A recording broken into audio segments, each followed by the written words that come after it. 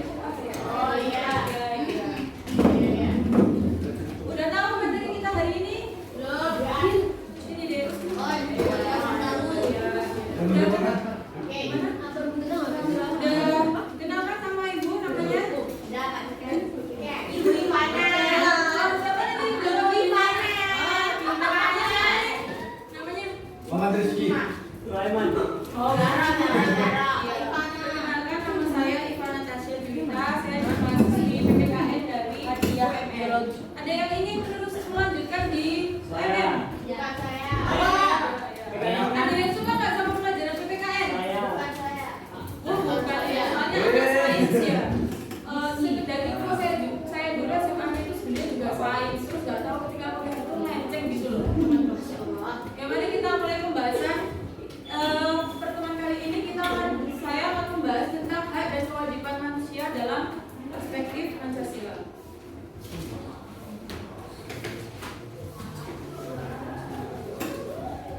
Nah, ini ada beberapa penyebab pelanggaran hak asasi manusia di Indonesia. Nah, itu terbagi atas dua faktor. Yang pertama adalah faktor internal. Faktor internal itu faktor yang seperti apa? Jadi faktor internal itu faktor yang berasal dari dalam diri manusia, ya benar. Apa aja contoh faktor internalnya? Silakan. Egois, ya, lalu tidak toleransi, ya, balas dendam, kurangnya rasa empati. ya. Maksudnya sifat egois itu yang seperti apa, Dek? Ya, ingin menang sendiri, terus ingin dia sendiri yang apa ya? Yang paling-paling. Yang paling gitu ya. Yang paling apa yang paling? Yang selanjutnya adalah faktor eksternal. Faktor eksternal itu faktor yang seperti apa? Ya, dari luar diri seseorang yang melakukan pelanggaran HAM. Nah, contohnya apa saja? Contohnya yang pertama itu ada penyalahgunaan kekuasaan, lalu ketidaktegasan aparat penegak hukum, penyalahgunaan teknologi, kesenjangan sosial dan ekonomi yang tinggi. Sampai sini ada yang ingin bertanya? Paham ya, Dek? PPKN kan itu sejak kita SD udah diajarkan kan? Ya. Nah, ini beberapa contoh kasus pelanggaran HAM di Indonesia. Siapa yang suka nonton berita? Ada. Siapa yang suka scroll IG? Saya. Ya, kira-kira aja sudah. Ya. Oh. Nah, ini yang pertama ada kerusuhan Tanjung Priok. Siapa yang tahu ini tentang tragedi Tanjung Priok? Mau diceritakan lengkap atau? Boleh. Ya, nanti jangan saya yang dimarahin. Nah, ini jadi kerusuhan Tanjung Priok itu kan terjadi saat pada 12 September 1984. Nah, mengapa kok bisa terjadi kerusuhan Tanjung Priok? Ini latar belakangnya ketika itu ada sersan yang bernama Sersan Hermanu. Itu dia pada tanggal 10 September dia itu datang di Jakarta Utara atau di Tanjung Priok itu tepatnya di Masjid As-Saadah. Dia meminta kepada petugasnya itu untuk melepas banner atau stiker-stiker yang mengkritik pemerintah ketika itu. Nah, yang dimintai tolong untuk melepas itu kan namanya Amir Diki. Tapi Amir Diki itu menolak untuk melepas kritikan pemerintah. Kenapa kok menolak ya kan? Kita sebagai warga kan berhak ya kan mengkritik pemerintah. Dia menolak. Lalu akhirnya Sersan Hermanu itu melepas sendiri kritikan pemerintah bannernya. Nah, ketika dia melepas itu ada salah seorang warga itu yang melihat dia itu nggak melepas sepatu. Ketika masuk masjid itu nggak melepas sepatu. Hal ini yang memicu terjadinya kerusuhan. Nah, warga dan dipelopori oleh 4 orang seperti kayak ketua desa gitu deh. Dia itu membakar motornya Hermanu dan menyerang sersan tersebut. Ketika dia menyerang itu terjadilah beberapa kayak konspirasi gitu ya, kayak bukan peperangan, konfliknya itu ditambah lagi ada yang berpura-pura jadi mengatasnamakan dia itu tentara Indonesia, sebenarnya itu bukan, dia itu pengadu domba. Nah, itu kenapa kok ini disebut pelanggaran HAM? Karena tertulis di buku yang sudah saya baca di Wikipedia, 159 warga sipil itu ditangkap oleh pemerintah tanpa surat penangkapan, tanpa surat perintah. Itu kan menyalahi hak asasi manusia kita kan? Iya. Kita ditangkap polisi itu harus ada surat perintah. Ya jangan sampai kita ditangkap ya aja ya, kalau bisa kita yang jadi polisinya gitu. Nah, yang kedua penembakan mahasiswa Universitas Trisakti. Ada yang tahu? Ya, pernah dengar gimana deh? Jadi gini, penembakan mahasiswa Universitas Trisakti ini terjadi pada tahun 1998. Eranya siapa? Presiden Soeharto. Nah, Presiden era Orde Baru. Nah, ketika ini latar belakangnya itu adalah para mahasiswa itu dia itu menuntut presiden untuk lengser itu loh deh.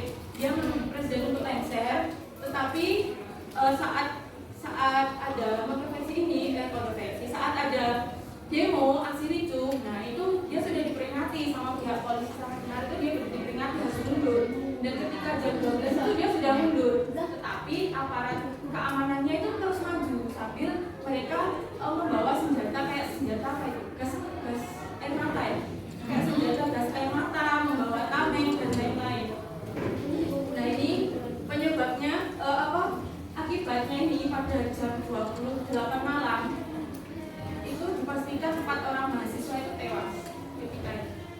Menyalahi HAM nggak? Menyalahi. Ya, mahasiswa itu kan biasa kan demo kritik pemerintah seperti itu, karena kalau bukan kita siapa lagi yang mau mengkritik pemerintah, benar nggak? Benar. Jadi ini menyalahi hak asasi manusia. 4 mahasiswa ketika itu tewas ya, dan 1 orang itu dinyatakan kritis.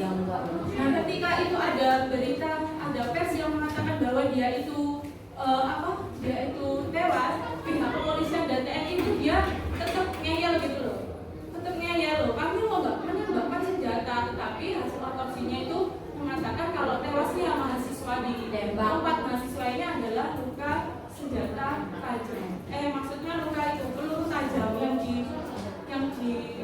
tertancap, yang di tembakan. Iya, Dor. iya, dor. Bukan nembak cewek ya. Yang ketiga kasusnya Munir. Siapa yang pernah dengar ini? Jelas. Ya, gimana kasusnya Munir? Munir orang mana Munir? Itu yang di udara Dibunuh di pesawat. Nganjuk itu loh. Orang mana? Dia. Siapa tadi yang bilang dibunuh di pesawat? Oke, dapat bintang dari Vivana. Jadi Munir ini dia itu adalah pria asli Batu. Nama lagi dia. Dia itu kuliahnya dia itu di Universitas Brawijaya, dia ambil studi ilmu hukum. Dia itu juga aktif dalam beberapa kegiatan seperti misalnya senat mahasiswa seperti itu. Nah, lalu kasusnya Munir ini dia itu kan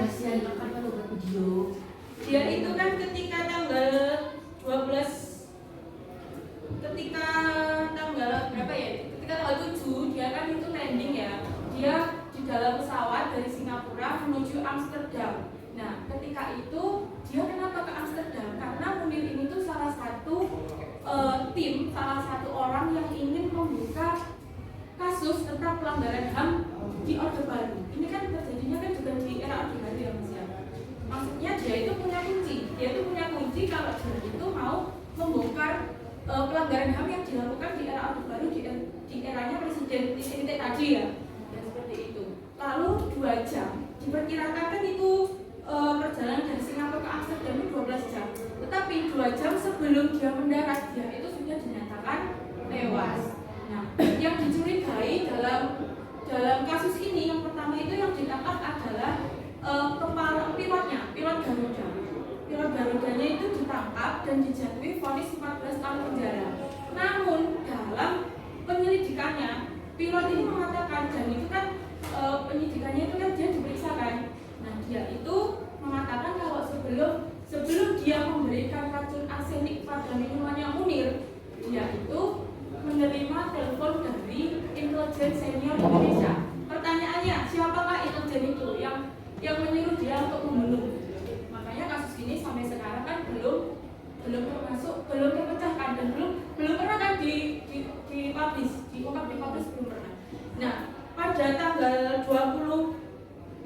itu yang ditangkap pilotnya yang namanya Polikarpus.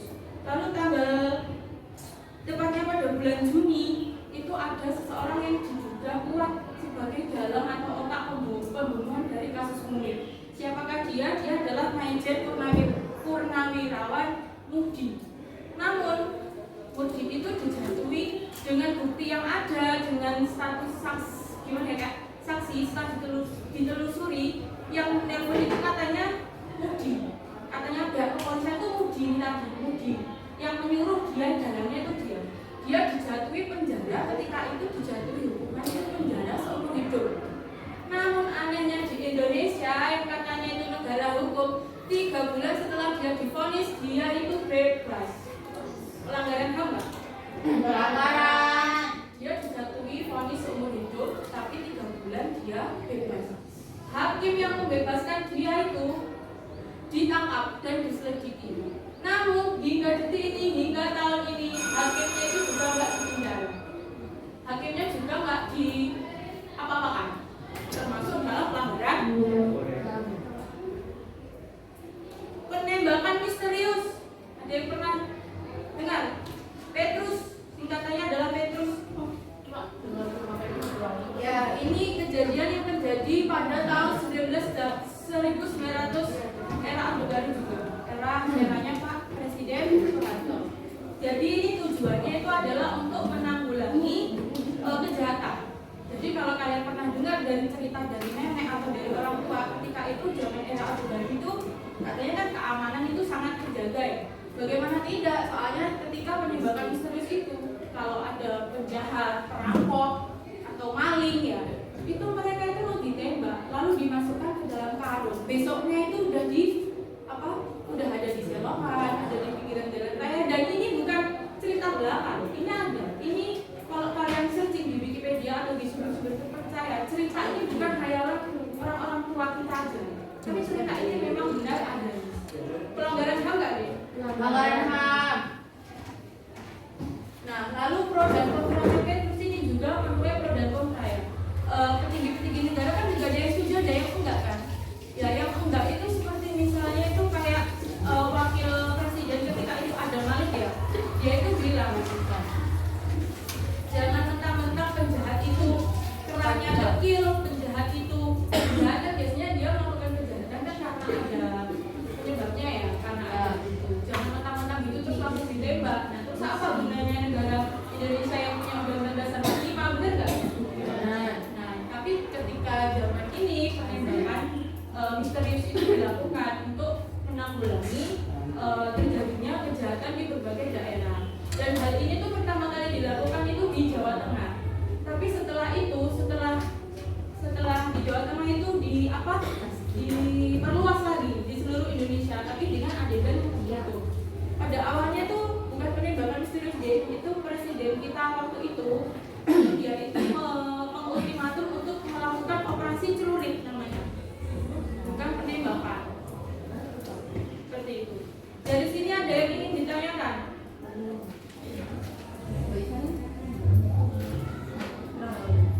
Ada yang ingin ditanyakan mengenai contoh-contoh kasus pelanggaran HAM, pelanggaran HAM di Indonesia? Iya. Kenapa cuma di sahabat doang yang pasangan yang tambang gitu? Jadi gini deh, presiden itu setiap era itu ada kelebihan dan ada kekurangannya. Kalau kita dengan orang-orang zaman dahulu, nenek saya itu pernah bilang, tetangga nenek saya itu, jadi nenek saya dibah sama tetangganya yang sesama nenek. Neneknya itu bilang, loh enak zamannya Pak Harto. Loh kenapa kok enak? Beras murah, ya enggak? BBM murah, disubsidi dan lain-lain. Dan ternyata itu kan dia bisa mensubsidi karena dia berhutang pada luar negeri. Jadi ketika setiap era presiden itu ada plus minusnya. Ketika itu memang ya, kalau kita baca di buku PPKN atau buku sejarah itu pelanggaran HAM banyak terjadi di era Orde Baru. Tetapi ketika zaman Pak Harto itu pembangunan di Indonesia itu juga sangat berjalan pesat, sangat berjalan baik seperti itu. Nah, yang selanjutnya adalah upaya penegakan hak asasi manusia. Nah, ini upaya pemerintah yang sudah dilakukan yaitu pembentukan Komnas HAM, lalu adanya instrumen HAM. Instrumen HAM itu kayak undang-undang seperti undang-undang tentang HAM Undang-Undang Nomor 39 tahun 99, dan lalu ada pengadilan HAM. Nanti kalau di bukunya itu karena ini waktunya mepet, jadi ada dua pengadilan HAM itu, pengadilan HAM biasa dan pengadilan ad hoc namanya. Ya, ada. Nah, ini upaya pencegahan pelanggaran hak asasi manusia, ini pencegahan, jadi kayak tindakan preventif gitu deh. Jadi tindakan yang mencegah. Bisa dibacakan? Upaya pencegahan pelanggaran hak asasi manusia. Ya. Itu ada 4 yang pertama. Menegakkan supremasi hukum dan demokrasi. Yang kedua, meningkatkan kualitas pelayanan untuk mencegah terjadinya berbagai bentuk pelanggaran HAM oleh pemerintah. Yang ketiga, meningkatkan pengawasan dari masyarakat dan lembaga politik melalui lembaga pendidikan formal dan non formal. Yang keempat, meningkatkan kerjasama yang harmonis antara kelompok atau golongan dalam masyarakat. Nah, baru itu kan dibacakan oleh teman Aan. Oh, Aan itu adalah upaya pencegahan pelanggaran hak asasi manusia.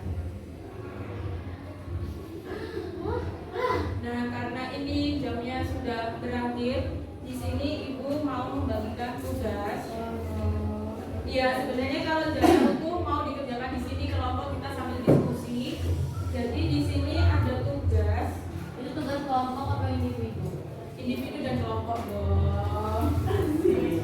Oh banyak ya. Enggak kok, dikit kok. Ya, Enggak sih Bu. ada 5 halaman. Jadi nanti kelompoknya kalian bentuk sendiri ya, Dek ya. Kelompoknya dibentuk sendiri, ada 3 kelompok. Ini kita lanjutkan di pertemuan minggu depan, ada 3 kelompok ini. Yang pertama ini, kelompok 1 nanti membahas tentang ini. Ini tentang jalan kan, Dek? Apa itu? Kasus G30S. PKI.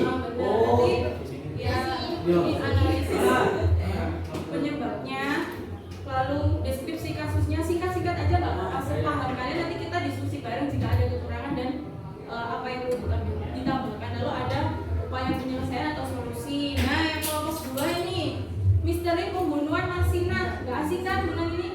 Asing. Di buku paket ada, Dek.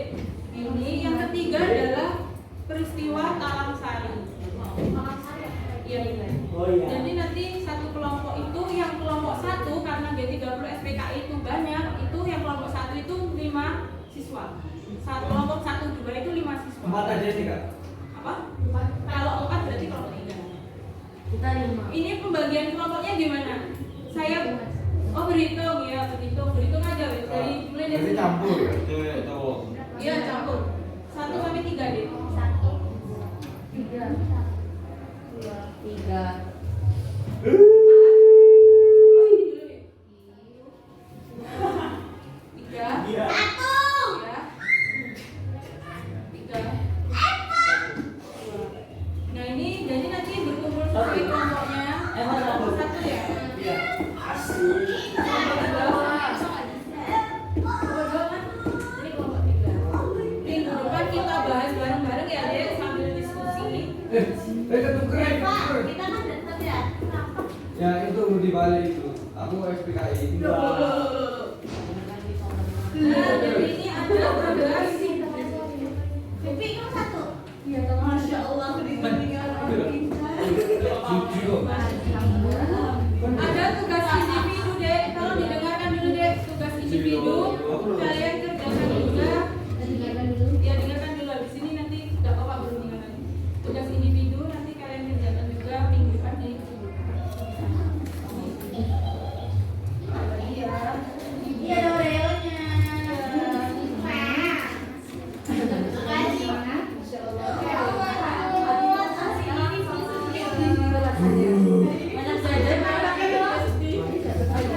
Iya, jangan tahu apa lagi aku.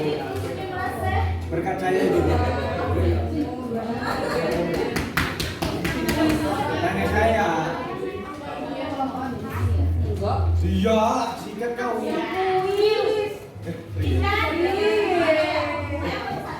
Masya Allah. Banget hari ini.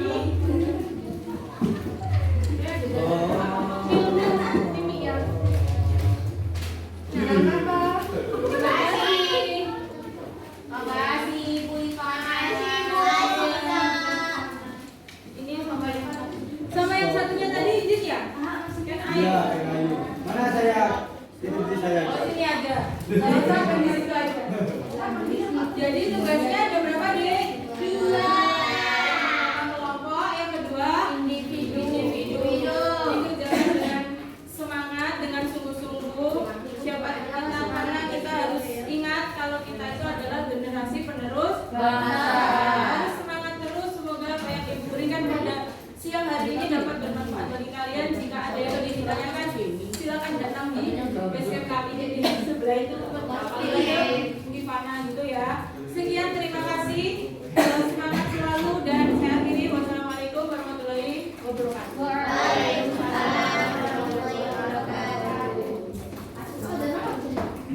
Menanggulangi terjadinya kejahatan di berbagai daerah. Dan hal ini tuh pertama kali dilakukan itu di Jawa Tengah. Tapi setelah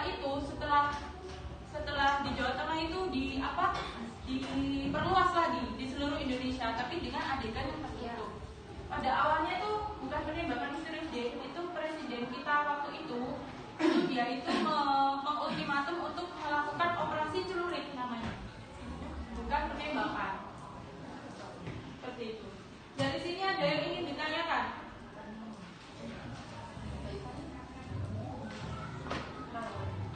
Ada yang ingin ditanyakan mengenai contoh-contoh kasus pelanggaran pelanggaran HAM di Indonesia? Iya. Kenapa cuma di Sumatera doang yang masalah gitu? Jadi gini deh, presiden itu setiap era itu ada kelebihan dan ada kekurangannya. Kalau kita dengan orang-orang zaman dahulu, nenek saya tuh pernah bilang, tetangga nenek saya itu, jadi nenek saya gibah sama tetangganya yang sesama nenek. Neneknya itu bilang, loh enak zamannya Pak Harto. Loh kenapa kok enak? Beras murah, ya enggak? BBM murah, disubsidi dan lain-lain. Dan ternyata itu kan dia bisa mensubsidi karena dia berhutang pada luar negeri. Jadi ketika setiap era presiden itu ada plus minusnya. Ketika itu memang ya, kalau kita baca di buku PPKN atau buku sejarah itu pelanggaran HAM banyak terjadi di era Orde Baru. Tetapi ketika zaman Pak Harto itu pembangunan di Indonesia itu juga sangat berjalan sangat